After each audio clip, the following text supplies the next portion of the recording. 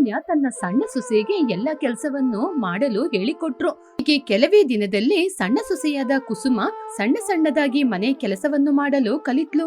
ದೊಡ್ಡ ಸೊಸೆ ಕೀರ್ತಿ ಮತ್ತು ಮಗನಾದ ರಾಜೇಶ್ ಹೊರಗಡೆ ಸುತ್ತಕ್ಕೆ ಹೋಗಿ ಸ್ವಲ್ಪ ದಿನಗಳ ನಂತರ ಬಂದ್ರು. ಅಮ್ಮ ಕೀರ್ತಿ, ಪ್ರಯಾಣ ಎಲ್ಲ ತುಂಬಾ ಚೆನ್ನಾಗಿ ನಡೀತಾ? ತುಂಬಾ ಸುಸ್ತಾಗಿ ಬಂದಿದ್ದೀರಾ, ಸರಿ ಹೋಗಿ ರೆಸ್ಟ್ ಮಾಡಿ ಆಮೇಲೆ ಎದ್ದು ಮಾತಾಡೋಣ. ಹಾಗೆ ಹೇಳಿದಾಗ ಕೀರ್ತಿ ಮತ್ತು ರಾಜೇಶ್ ವಿಶ್ರಾಂತಿ ತೆಗೆದುಕೊಳ್ಳಲು ಅಂತ ರೂಮಿಗೆ ಹೋಗಿ ಸ್ವಲ್ಪ ಹೊತ್ತು ಮಲಗಿ ನಿದ್ರೆ ಮಾಡಿ ಸಂಜೆಯಾದಾಗ ಎದ್ದು ಬಂದು ಹಾಲಲ್ಲಿ ಕೂತ್ರು. ಕುಸುಮ ಟೀಯನ್ನು ತೆಗೆದುಕೊಂಡು ಬಂದು ಕೊಟ್ಟು ಮಾತಾಡ್ತಾ ಇದ್ಲು. ಸುಮಾ, ನೀನು ಅಡಿಗೆ ಮಾಡಕ್ಕೆಲ್ಲ ಕಲ್ತಾಯ್ತಾ? ನಾನು ಸ್ವಲ್ಪ ದಿನ ಅಷ್ಟೇ ಹೊರಗಡೆ ಹೋಗಿ ಬಂದೆ, ಅಷ್ಟರಲ್ಲಿ ಎಲ್ಲ ಕೆಲ್ಸ ನೀನೇ ಮಾಡ್ಲಿಕ್ಕೆ ಕಲ್ತಾ? ನೀನೇ ಟೀ ಮಾಡಿದ್ದ? ಹಬ್ಬಾ, ಎಷ್ಟು ಚೆನ್ನಾಗಿ ಮಾಡಿದೀಯಾ? ಹೌದು ಕೀರ್ತಿ, ನನಗೆ ಮನೆ ಕೆಲಸ ಮಾಡ್ಲಿಕ್ಕೆ ಅಡಿಗೆ ಕೆಲಸ ಮಾಡ್ಲಿಕ್ಕೆ ಎಲ್ಲ ಅತ್ತೆ ಹೇಳಿಕೊಟ್ಟಿದ್ದಾರೆ. ನೀವಿಬ್ರು ಹೊರಗಡೆ ಸ್ವಲ್ಪ ದಿನ ಹೋಗಿ ಸುತ್ತಾಡ್ಕೊಂಡ್ ಬಂದ್ರಲ್ವಾ, ಇನ್ನು ಕುಸುಮನ ಸಣ್ಣ ಮಗನನ್ನು ಕೂಡ ಹೊರಗಡೆ ಕಳ್ಸೋಣ, ಅವರು ಕೂಡ ಸ್ವಲ್ಪ ದಿನ ಆರಾಮವಾಗಿ ಸುತ್ಕೊಂಡ್ ಬರ್ಲಿ. ಹೀಗೆ ಕೌಸಲ್ಯ ಕುಸುಮನ ಹಾಗೇನೆ ಸಣ್ಣ ಮಗನಾದ ರಾಕೇಶನನ್ನು ಹೊರ ಊರಿಗೆ ಕಳಿಸಿದ್ರು. ಅವರು ಕೂಡ ಸಂತೋಷವಾಗಿ ಹೊರಗಡೆ ತಿರ್ಗಾಡ್ಕೊಂಡ್ ಬಂದ್ರು. ಕೆಲವು ದಿನಗಳ ನಂತರ ಕುಸುಮ ನಿಧಾನವಾಗಿ ಕೆಲಸವನ್ನು ಮಾಡ್ತಾ ಇದ್ಲು. ಆದರೆ ಕೀರ್ತಿ ಮಾತ್ರ ಪಟಪಟ ಅಂತ ಎಲ್ಲ ಕೆಲಸವನ್ನು ಮುಗಿಸಿ ಹೋಗಿ ಕೂತ್ಕೊಳ್ತಾ ಇದ್ಲು. ಕೌಸಲ್ಯ ತನ್ನ ಇಬ್ಬರು ಸೊಸೆಯಂದಿರು ಸರಿಯಾಗಿ ಕೆಲಸ ಮಾಡ್ತಾ ಇದ್ದಾರಾ ಇಲ್ವಾ ಅಂತ ಪಕ್ಕದಲ್ಲೇ ನಿಂತು ಗಮನಿಸ್ತಾ ಇದ್ಲು. ಆದರೆ ಮೊದಲು ಆದ ತಪ್ಪು ಮತ್ತೊಮ್ಮೆ ಆಗ್ಬಾರ್ದು ಅಂತ ನೋಡ್ತಾನೆ ಇದ್ರು. ಅಮ್ಮ ಕುಸುಮ, ನೀನು ಎಲ್ಲ ಕೆಲಸ ಮಾಡ್ಲಿಕ್ಕೆ ಕಲ್ತಿದೀಯಾ, ಆದ್ರೆ ನಿಧಾನವಾಗಿ ಮಾಡ್ತಿದೀಯಾ. ಬೆಳಿಗ್ಗೆ ಮಾಡ್ಬೇಕಾದ ಟಿಫಿನ್ ಮಧ್ಯಾಹ್ನ ಕೊಡ್ತೀಯಾ, ಮಧ್ಯಾಹ್ನ ತಿನ್ನಬೇಕಾದ ಊಟನ ಸಂಜೆಗೆ ಕೊಡ್ತೀಯಾ, ಅದೇ ಸಂಜೆಗೆ ತಿನ್ನಬೇಕಾದ ಸ್ನಾಕ್ಸ್ ಟೀನ ರಾತ್ರಿಗೆ ಕೊಡ್ತಿದೀಯಾ.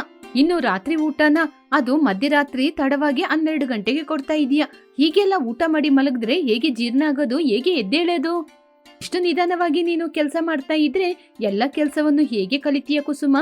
ನಿಧಾನವಾಗಿ ಬೇಗ ಬೇಗ ಕೆಲಸ ಮಾಡ್ಲಿಕ್ಕೆ ಕಲಿ. ಈ ಕಾಲದ ಹುಡುಗಿರು ತುಂಬಾ ಫಾಸ್ಟ್ ಆಗಿ ಇರ್ಬೇಕೇ ಹೊರತು ಈ ರೀತಿ ನಿಧಾನವಾಗಿ ಇರ್ಬಾರ್ದಮ್ಮ. ಹೀಗೆ ಕುಸುಮ ತುಂಬಾ ಫಾಸ್ಟ್ ಆಗಿ ಕೆಲಸವನ್ನು ಮಾಡ್ಬೇಕು ಅಂತ ಆಲೋಚನೆ ಮಾಡಿದ್ರು ಕೂಡ ಅವಳ ಕೈಯಿಂದ ಸಾಧ್ಯವಾಗಲಿಲ್ಲ. ಹೀಗಿರುವಾಗ ಕುಸುಮ ಒಂದಿನ ಮೊಬೈಲ್ ನೋಡ್ತಾ ಇದ್ಲು. ಆಗ ತರಕಾರಿಗಳನ್ನು ಕಟ್ ಮಾಡುವ ಮಿಷಿನ್ ನೋಡಿದ್ಲು. ಅರೆ, ಈ ಮಿಷಿನ್ ನೋಡ್ಲಿಕ್ಕೆ ತುಂಬಾ ಚೆನ್ನಾಗಿದೆ. ಮೊದ್ಲೇ ಈ ಮಿಷಿನ್ ನನ್ ಕೈಗೆ ಸಿಕ್ಕಿದ್ರೆ ನಾನು ಪಟಪಟ ಅಂತ ತರಕಾರಿನೆಲ್ಲ ಕಟ್ ಮಾಡ್ತಾ ಇದ್ದೆ. ಇವ್ರ ಕೈಯಲ್ಲಿ ನನಗೆ ಒಂದ್ ಮಾತು ಕೂಡ ಕೇಳ್ತಾ ಇರ್ಲಿಲ್ಲ. ಆದಷ್ಟು ಬೇಗ ಇದನ್ನ ಆರ್ಡರ್ ಮಾಡಿ ತಗೋಬೇಕು ಹಾಗೆ ಅಂದುಕೊಂಡು ತಕ್ಷಣ ಆರ್ಡರ್ ಅನ್ನು ಹಾಕಿದ್ಲು. ಕುಸುಮ, ಏನಿದು? ಕೀರ್ತಿ, ಇದು ತರಕಾರಿ ಕಟ್ ಮಾಡುವಂತಹ ಮಿಷಿನ್. ಈ ಮಿಷಿನ್ ಅಲ್ಲಿ ತರಕಾರಿನ ಹಾಕಿ ಯಾವ ಸೈಜಲ್ಲಿ ಬೇಕು ಅಂತ ಬಟನ್ ನ ಪ್ರೆಸ್ ಮಾಡಿದ್ರೆ ಈ ಮಿಷಿನ್ ನಮ್ಗೆ ಆದಷ್ಟು ಬೇಗ ಪಟಪಟಾನೆ ತರಕಾರಿನ ಕಟ್ ಮಾಡಿ ಕೊಡುತ್ತೆ. ಕೆಲ್ಸನೂ ಈಸಿಯಾಗಿ ಮುಗಿಯುತ್ತೆ. ಹಬ್ಬಾ, ಈ ಮಿಷಿನ್ ಎಷ್ಟೊಂದು ಚೆನ್ನಾಗಿದೆ. ನಾವು ಈರುಳ್ಳಿ ಕಟ್ ಮಾಡ್ಲಿಕ್ಕೆ ಎಷ್ಟೊಂದು ಕಷ್ಟಪಟ್ಟು ಕಟ್ ಮಾಡ್ತೀವಿ, ಅವಾಗ ಕಣ್ಣಲ್ಲಿ ನೀರೆಲ್ಲ ಬರುತ್ತೆ. ಅದೇ ಇವಾಗ ಈ ಮಿಷಿನ್ ಅಲ್ಲಿ ಹಾಕಿದ್ರೆ ಕೈಗೂ ತೊಂದರೆ ಇಲ್ಲ, ಕಣ್ಣಿಗೂ ತೊಂದರೆ ಇಲ್ಲ. ಪರವಾಗಿಲ್ಲ ಕುಸುಮ, ಒಳ್ಳೆ ಮಿಷಿನ್ ಅನ್ನು ಆರ್ಡರ್ ಮಾಡಿದೀಯಾ.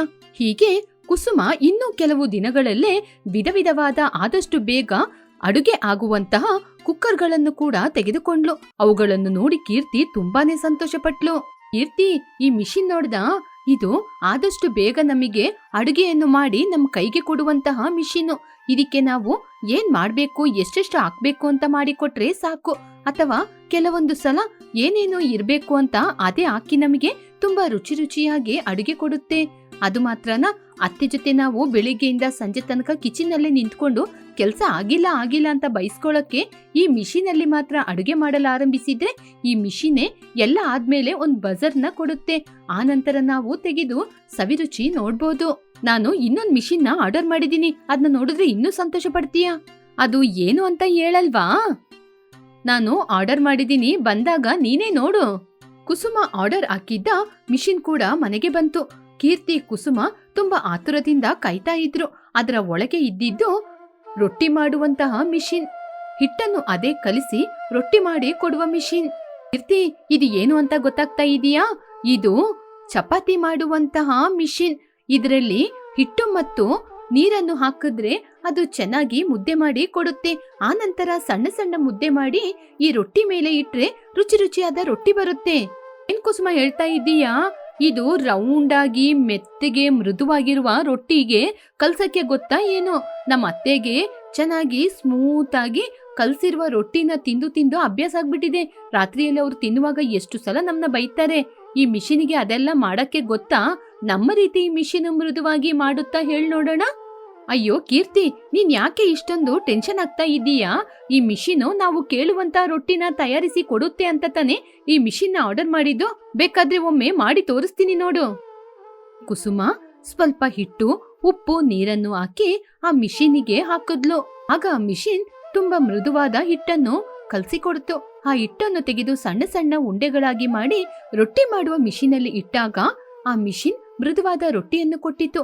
ಅದನ್ನು ನೋಡಿ ಕೀರ್ತಿ ಆಶ್ಚರ್ಯಪಟ್ಟು, ಹಬ್ಬಾ ಕುಸುಮ, ಇಷ್ಟು ಚೆನ್ನಾಗಿ ರೊಟ್ಟಿಯನ್ನು ಮಾಡಿಕೊಡುತ್ತಾ? ನಮಗೆ ಕೆಲಸ ಸುಲಭವಾಗುವ ರೀತಿ ಎಲ್ಲ ಮಾಡಿದೀಯ ನೀನು. ನಮ್ಮ ಕೆಲಸ ಎಲ್ಲ ಇಷ್ಟು ಫಾಸ್ಟ್ ಆಗಿ ಆಗ್ಬಿಟ್ರೆ ಆಮೇಲೆ ನಮ್ಗೆ ಮನೇಲಿ ಕೂತ್ಕೊಂಡು ಇರ್ಲಿಕ್ಕೆ ಬೋರ್ ಆಗ್ಬೋದೋ ಏನೋ. ಅದೇ ನಾವೇ ನಿಧಾನವಾಗಿ ಕೆಲಸ ಮಾಡಿದ್ರೆ ನಮಗೂ ಬೋರ್ ಆಗಲ್ಲ, ಕೆಲ್ಸಗಳು ಕೂಡ ನಿಧಾನವಾಗಿ ಮಾಡ್ದಂಗಾಗುತ್ತೆ. ಯಾವಾಗ್ಲೂ ನಾವು ಮನೆ ಕೆಲಸ, ಅಡುಗೆ ಕೆಲಸ ಅಂತ ನೋಡ್ತಾ ಇದ್ರೆ ನಮಗೋಸ್ಕರ ನಾವು ಟೈಮ್ ಸ್ಪೆಂಡ್ ಮಾಡೋದು ಯಾವಾಗ? ನಾನು ಮೊದ್ಲೇ ರಾಕೇಶ್ ಜೊತೆ ಹೇಳಿದೀನಿ, ನನಗೆ ಬಟ್ಟೆ ಒಗೆಯಕ್ಕೆ ಆಗ್ತಾ ಇಲ್ಲ, ಸೊಂಟ ಎಲ್ಲ ನೋವಾಗ್ತಾ ಇದೆ, ಡಿಶ್ ವಾಶ್ ಕೂಡ ತೆಗೆದುಕೊಡ್ಬೇಕು, ಪಾತ್ರೆ ತೊಳೆಯಕ್ಕೆ ಕಷ್ಟ ಆಗ್ತಿದೆ ಅಂತ. ಅದಕ್ಕೆ ರಾಕೇಶ್ ಕೂಡ ಒಪ್ಪಿಕೊಂಡಿದ್ದಾರೆ. ಮದುವೆಗೆ ಮುಂಚೆನೆ ಹೇಳಿದ್ದೆ ನನಗೆ ಈ ರೀತಿ ಕೆಲಸ ಮಾಡಕ್ ಗೊತ್ತಿಲ್ಲ ಅಂತ. ಆವಾಗ್ಲೇ ತೆಗೆದುಕೊಡ್ತೀನಿ ಅಂತ ಹೇಳಿದ್ದಾರೆ. ಇನ್ನು ಸ್ವಲ್ಪ ದಿನದಲ್ಲಿ ತೆಗೆದುಕೊಡ್ತಾರೆ. ಆವಾಗ ಇನ್ನೂ ಕೆಲಸ ಕಡಿಮೆಯಾಗುತ್ತೆ, ನನಗೆ ಮೈಕೈ ನೋವು ಕೂಡ ಇರೋದಿಲ್ಲ. ಬರಿಬ್ಬರು ಹೀಗೆ ಮಾತಾಡ್ತಾ ಇರುವಾಗ ಕೌಶಲ್ಯ ಅಲ್ಲಿಗೆ ಬಂದ್ರು. ಏನ್ ಕುಸುಮ ಇದು? ಏನೋ ವಿಧ ವಿಧವಾದ ಮಿಷಿನ್ ಎಲ್ಲ ತಂದು ಕಿಚನ್ ಅಲ್ಲಿ ಇಟ್ಟಿದೀಯಾ? ಸೆಲ್ಫಲ್ಲಿ ಪಾತ್ರೆಗಿಂತ ಮಿಷಿನೇ ತುಂಬಿದೆ. ಮನೆ ತುಂಬಾ ಮಿಷಿನ್ಗಳೇ ಇರುವುದರಿಂದ ಇದರಿಂದ ಎಷ್ಟು ಕರೆಂಟ್ ಬಿಲ್ ಬರುತ್ತೆ ಅಂತ ನಿಮ್ಮಿಬ್ರಿಗೂ ಎಲ್ಲಾದ್ರೂ ಗೊತ್ತಾಗುತ್ತಾ? ನೀವಿಬ್ರು ಏನಾದ್ರೂ ಆಫೀಸ್ ಕೆಲ್ಸಕ್ಕೆ ಏನಾದ್ರೂ ಹೋಗಿ ಸೇರಿದ್ರೆ ಈ ಕೆಲ್ಸಗಳೆಲ್ಲ ಮಾಡ್ಲಿಕ್ಕೆ ನಿಮ್ಗೆ ಸಮಯ ಸರಿಯಾಗಲ್ಲ ಅಂತ ಇದನ್ನೆಲ್ಲ ತಗೊಬೋದಾಗಿತ್ತು. ಎಲ್ಲ ಕೆಲ್ಸವನ್ನು ಮಿಷಿನೇ ಮಾಡಿದ್ರೆ ನೀವು ದಿನವಿಡೀ ಮನೇಲಿ ಕೂತು ಏನ್ ಮಾಡ್ತೀರಾ?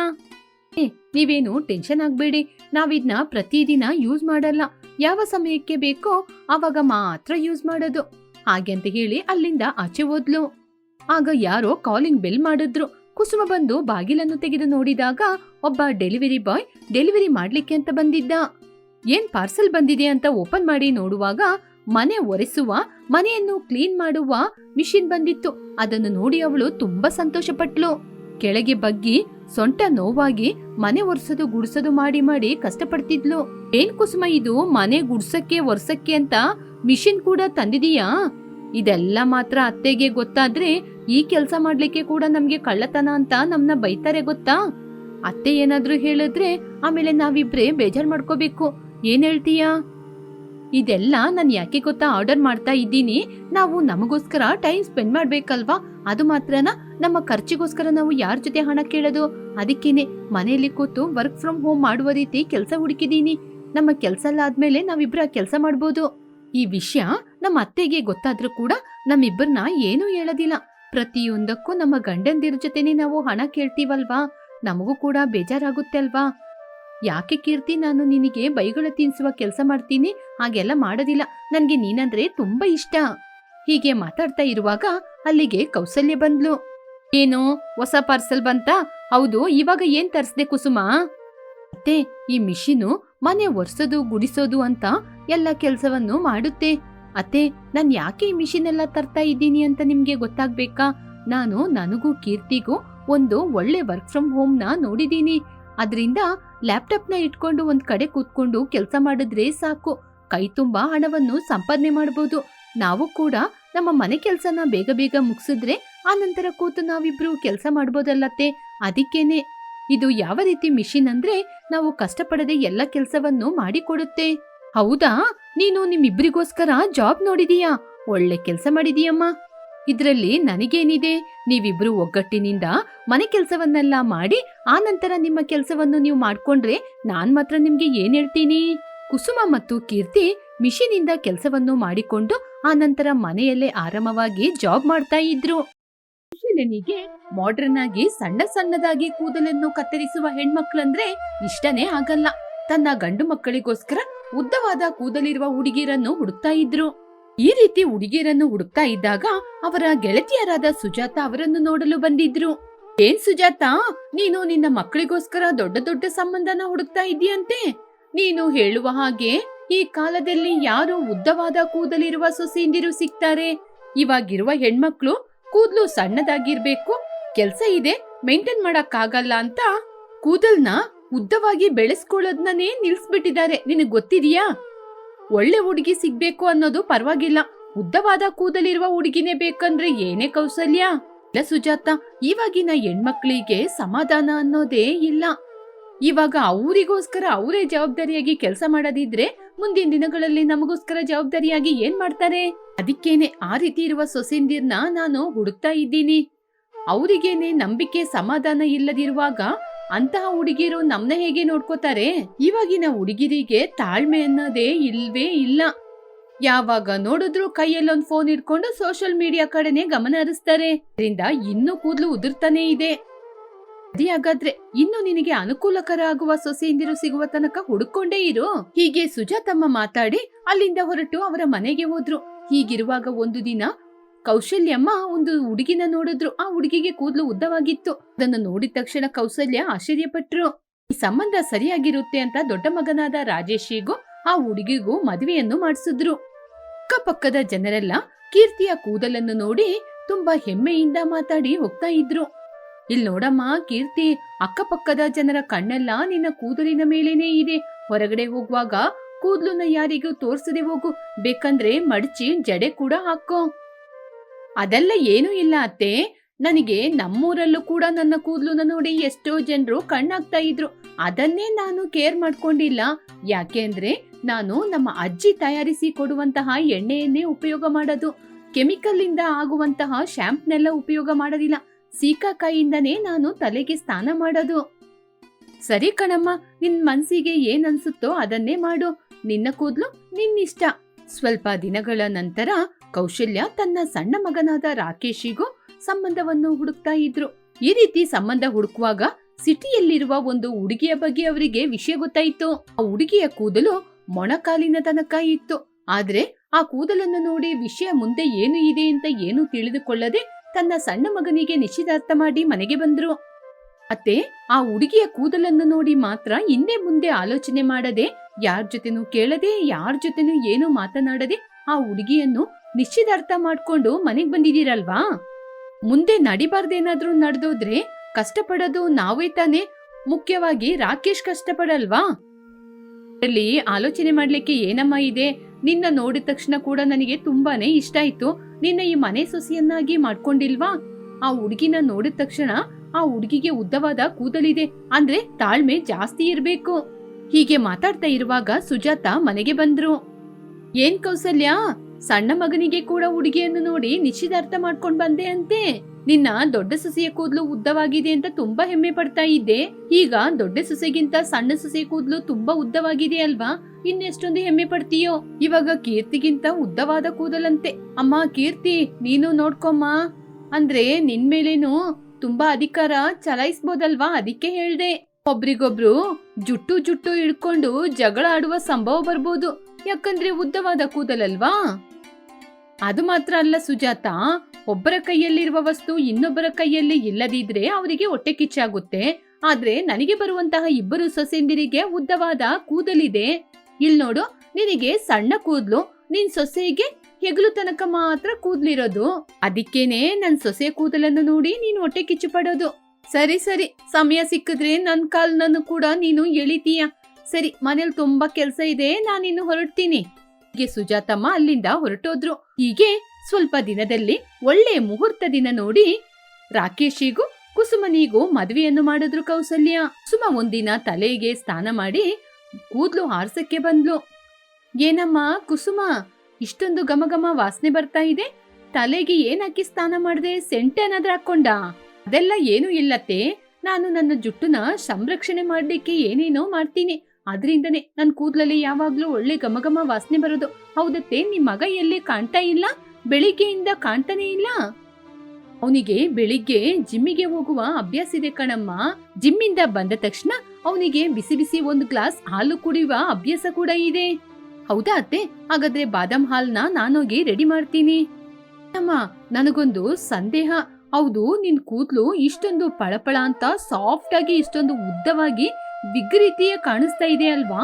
ಈ ರೀತಿ ಕೂದ್ಲುನ ನನ್ ಜೀವನದಲ್ಲಿ ನೋಡ್ಲೇ ಇಲ್ಲ. ಹೇಗಮ್ಮ ಇದನ್ನ ಮೇಂಟೈನ್ ಮಾಡ್ತಿದೀಯಾ?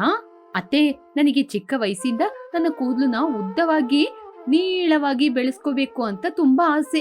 ಅದರಿಂದನೇ ಚಿಕ್ಕ ವಯಸ್ಸಿನಿಂದ ಕೂದಲನ್ನು ಕತ್ತರಿಸದೆ ಹಾಗೇನೆ ಚೆನ್ನಾಗಿ ಬೆಳೆಸ್ಕೊಂಡ್ ಬಂದಿದ್ದೀನಿ.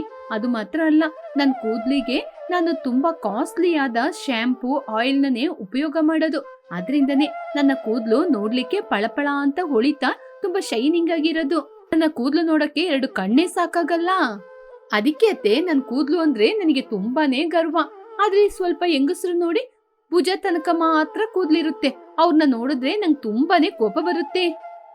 ಪರವಾಗಿಲ್ಲಮ್ಮ, ಜುಟ್ಟನ್ನು ಸಂರಕ್ಷಣೆ ಮಾಡುವಂತಹ ಸೊಸೆ ನನ್ ಮನೆಗೆ ಬಂದಿದ್ದೀರಲ್ವಾ, ನಿಮ್ಮಿಬ್ಬರನ್ನ ನೋಡಿದ್ರೆ ನಂಗೆ ತುಂಬಾನೇ ಸಂತೋಷ ಆಗ್ತಿದೆ. ನಿಮ್ಮ ಕೂದ್ಲು ಉದ್ದವಾಗಿರೋದ್ನ ನೋಡಿ ನನ್ ಕಣ್ಣೇ ತಾಗ್ಬಿಡುತ್ತೆ ಅಂತ ನನಗೂ ಒಂದೊಂದ್ಸಲ ಅನ್ಸುತ್ತೆ.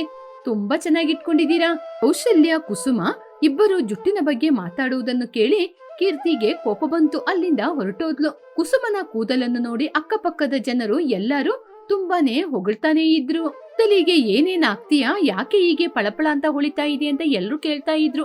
ಇದನ್ನು ನೋಡಿ ಕೀರ್ತಿಗೆ ಕೋಪ ಬರ್ತಿತ್ತು. ದಿನ ಕೀರ್ತಿ ಕುಸುಮನ ಕೂದಲನ್ನು ಕತ್ತರಿಸ್ಬೇಕು ಅಂತ ಇದ್ಲು. ಯಾಕೆಂದ್ರೆ ಆವಾಗ ತಾನೇ ಇವಳಕ್ಕಿಂತ ಅವಳ ಕೂದಲು ಸಣ್ಣ ಇರುತ್ತೆ. ರಾತ್ರಿಯಲ್ಲಿ ಕುಸುಮ ನಿದ್ರೆ ಮಾಡುವಾಗ ಕೂದಲು ಮಂಚಕ್ಕಿಂತ ಕೆಳಗೆ ಬಿದ್ದಿರುತ್ತೆ ಅಲ್ವಾ, ಆವಾಗ ಯಾರಿಗೂ ಗೊತ್ತಿಲ್ಲದೆ ಅವಳ ಕೂದಲನ್ನು ಕತ್ತರಿಸ್ಬಿಡ್ತೀನಿ. ಆಗ ಅವಳ ಕೂದಲು ನನ್ನ ಕೂದಲಿಗಿಂತ ಸಣ್ಣವಾಗಿ ಇರುತ್ತೆ ಅಲ್ವಾ, ಆಗ ಎಲ್ಲರ ಮುಂದೆ ನನ್ನ ಕೂದಲೇ ಉದ್ದವಾಗಿ ಕಾಣೋದು. ಹಾಗೆ ಅನ್ಕೊಳ್ತಾ ಇದ್ಲು. ಒಂದು ದಿನ ಕುಸುಮ ಹೊರಗಡೆ ಹೋಗಿ ಅವಳ ಕೂದಲನ್ನು ಭುಜ ತನಕ ಕಟ್ ಮಾಡ್ಕೊಂಡ್ಬಂದ್ಲು. ಅದನ್ನು ನೋಡಿ ಅತ್ತೆ ಸೊಸೆ ಇಬ್ರು ತುಂಬಾ ಆಶ್ಚರ್ಯಪಟ್ರು. ಏನಮ್ಮ ಕುಸುಮ, ಕೂದಲನ್ನ ಹೀಗೆ ಕಟ್ ಮಾಡ್ಕೊಂಡ್ ಬಂದಿದೀಯಾ? ಹಾಗೆ ಏನಮ್ಮ ನಡೀತು? ನನ್ ಜೊತೆ ಹೇಳ್ದೆ ಕೇಳ್ದೆ ನಿನ್ ಇಷ್ಟಕ್ಕೆ ಹೋಗಿ ನೀನು ಕೂದ್ಲು ಕಟ್ ಮಾಡ್ಕೊಂಡ್ ಬಂದಿದೀಯಾ? ಆಟೋ ಟೈರಿಗೆ ನನ್ ಕೂದ್ಲು ಸಿಕ್ಕಾಕೊಂಡು ಹೇಗೇಗೋ ಕಟ್ಟಾಗಿತ್ತತ್ತೆ. ಅದಕ್ಕೇನೆ ಹೋಗಿ ನನ್ ಕೂದ್ಲುನ ಕಟ್ ಮಾಡ್ಕೊಂಡ್ ಬಂದೆ. ಆಟೋದವನು ಯಾರು ಅಂತ ಹೇಳು, ಅವನ್ ಮೇಲೆ ನಾನು ಕೇಸ್ ಹಾಕ್ತೀನಿ. ಹೀಗೆ ಕೌಶಲ್ಯ ಜೋರಾಗಿ ಜಗಳ ಮಾಡ್ತಾ ಇದ್ರು. ಅಷ್ಟರಲ್ಲಿ ಕೀರ್ತಿ, ಅಯ್ಯೋ ಅತ್ತೆ ಸಾಕು ಬಿಡಿ, ಸ್ವಲ್ಪ ದಿನದಲ್ಲಿ ಕೂದ್ಲು ಬಂದ್ಬಿಡುತ್ತೆ, ನೀವ್ ಯಾಕೆ ಹೀಗೆ ಬೊಬ್ಬೆ ಆಗ್ತಾ ಇದ್ದೀರಾ ಹಾಗೆ ಅಂತ ಸಮಾಧಾನ ಮಾಡಿದ್ಲು. ಮನೆಗೆ ಪೇಂಟ್ ಮಾಡ್ಬೇಕು ಅಂತ ಅವರೆಲ್ಲರೂ ತೀರ್ಮಾನ ಮಾಡಿದ್ರು. ಹಾಗೆ ಪೇಂಟ್ ಅವ್ರ ಜೊತೆ ಕೂಡ ಮಾತಾಡಿದ್ರು. ಹೀಗೆ ಮನೆಗೆ ನೀಟಾಗಿ ಪೇಂಟ್ ಅನ್ನು ಮಾಡಿದ್ರು. ಕುಸುಮನ ರೂಮಿಗೆ ಹೋಗಿ ಪೇಂಟ್ ಮಾಡ್ಬೇಕು ಅಂದಾಗ ಚೌರಿ ಕೂದಲು ಅಲ್ಲಿ ಸಿಕ್ತು. ಅದನ್ನು ನೋಡಿ ಎಲ್ಲರೂ ಶಾಕ್ ಆದ್ರು. ತಕ್ಷಣ ಕುಸುಮನ ಕರೆದು ಕೇಳಿದ್ರು, ಅತ್ತೆ ನನ್ ಕೂದ್ಲು ಸಣ್ಣ ಕೂದ್ಲೆ, ನೀವು ನನ್ನ ಬಂದು ಹುಡುಗಿ ನೋಡಕ್ಕೆ ಬಂದಾಗ ಕಾಲೇಜಲ್ಲಿ ಒಂದು ಫಂಕ್ಷನ್ ಇದೆ ಅಂತ ನಾನು ಚೌರಿ ಕೂದ್ಲು ಇಟ್ಕೊಂಡಿದ್ದೆ. ಅದನ್ನ ನೋಡ್ಬಿಟ್ಟು ನೀವು ಅದು ನನಗೆ ಇರುವ ಉದ್ದವಾದ ಕೂದಲು ಅಂತ ನೀವು ಮದ್ವೆ ಏರ್ಪಾಡುಗಳನ್ನ ಮಾಡಿಬಿಟ್ರಿ. ಅವಾಗ ನಂಗೆ ಗೊತ್ತಾಯ್ತು ನೀವು ನನ್ ಕೂದ್ಲುನ ನಿಜವಾದ ಕೂದ್ಲು ಅಂತ ಆಲೋಚನೆ ಮಾಡ್ಕೊಂಡೆ ಈ ಮದ್ವೆ ನಿಶ್ಚಿತಾರ್ಥ ಮಾಡಿದ್ರಿ ಅಂತ. ಅದಕ್ಕೇನೆ ಈ ರೀತಿ ಮಾಡ್ದೆ ಅತ್ತೆ. ಆದ್ರೆ ಪ್ರತಿದಿನ ಈ ರೀತಿ ಚೌರಿ ಕೂದ್ಲು ಇಟ್ಕೊಳ್ಳೋದ್ರಿಂದ ತಲೆ ತುಂಬಾ ನೋವಾಗ್ತಿತ್ತು.